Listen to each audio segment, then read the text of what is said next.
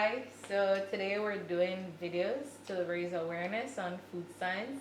And so we're just going around asking different people about food science. So can you introduce yourself and tell us a fun fact about yourself? Sure. My name's Roman. I am a student here at Cornell. I'm in the Master of Food Science program. And a fun fact, I am an avid marathon runner. Oh, that's really interesting. I wish I could run. Cannot. All right, so if if you were asked what is food science, not the textbook definition, but your definition, what would you say food science is? So I look at food science as an umbrella term for a lot of different subject areas.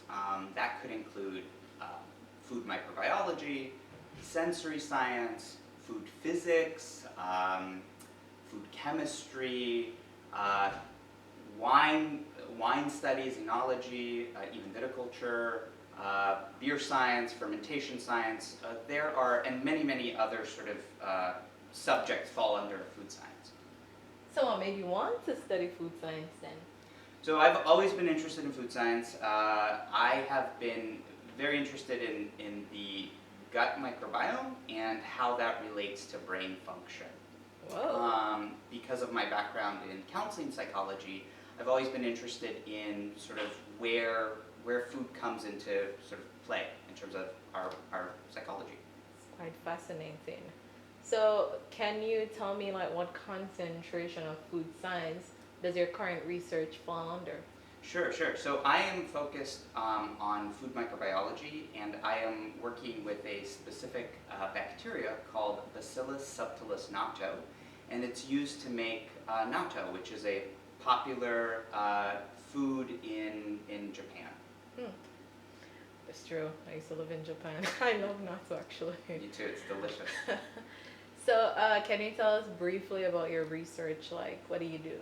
So my focus will be looking at the health benefits of natto, broadly speaking. There's a lot of research out there on the cardiovascular benefits of natto, the benefits to people who might be suffering with osteoporosis.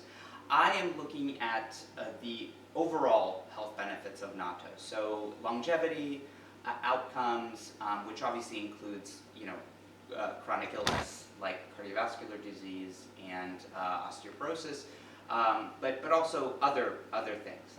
Traditionally, natto has been looked at from the perspective of from the side of natto kinase and vitamin K, but longevity studies need to be done, and so I'm very interested in that in terms of how populations who consume natto, what the outcomes are for lifespan and health span as well, because it's really important to look at not just the length of one's life, but the quality of that life as well. True. So we're using these videos to raise awareness of food science, and so hopefully they will encourage children to take on this discipline. So what's one encouraging word that you'd like to give to these students that we're presenting these videos to? If you like to have fun, this is the field. You can basically, there are many areas of study in food science. And so I think you could pretty much, if you like science in any capacity, you could find something really interesting in food science. Plus, it doesn't mean you have to know how to, I think there's a lot of misinformation out there about food science, and it doesn't mean you actually have to know how to cook or bake.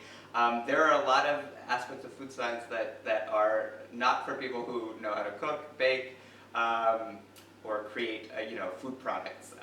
You could basically do a lot of stuff.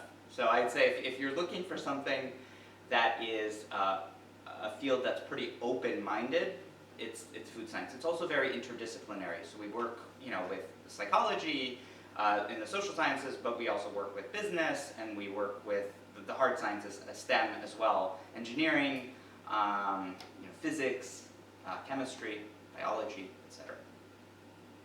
All right, thank you, Roman. This was so good. We appreciate the help.